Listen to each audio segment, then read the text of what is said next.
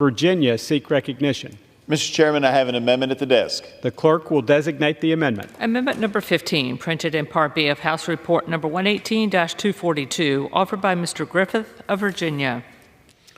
Pursuant to House Resolution 756, the gentleman from Virginia, Mr. Griffith, and a member opposed, each will control 5 minutes. The chair recognizes the gentleman from Virginia.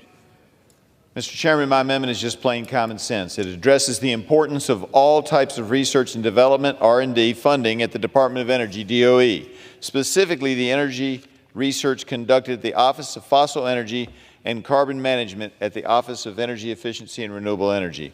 I believe we need a plan that is closer to parity between renewable energy and fossil fuels and research on ways to reduce the environmental and climate impact of the use of fossil fuels.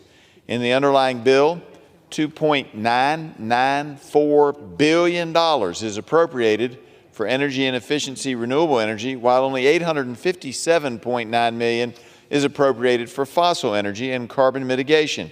I'm advocating with this amendment that we should be closer to parity between the amount of money appropriated for fossil energy and carbon mitigation research and DOE's Office of Energy and Energy Efficiency and Renewable Energy. My amendment increases the fossil energy and carbon mitigation account by $600 million, along with a reduction of $1.1 billion from the renewables account. Now, this year alone, we have seen that these concepts that we're going to get rid of fossil fuels are just not realistic. They're not realistic, Mr. Chairman.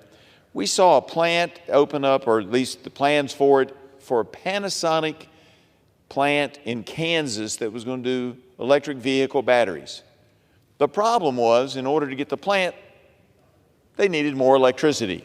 So the electric utility in Kansas, Evergy, decided that they would need to keep one of the coal-fired power plants that they thought they were going to do away with to close down. They needed to keep it open because we couldn't build electric vehicle batteries without the fossil fuel-powered, coal-powered plant. This is not the only place that we see that. What we see is in India, there's about 300 million people that don't have electricity, a little bit less than the population of the United States. They don't have a steady source of electricity.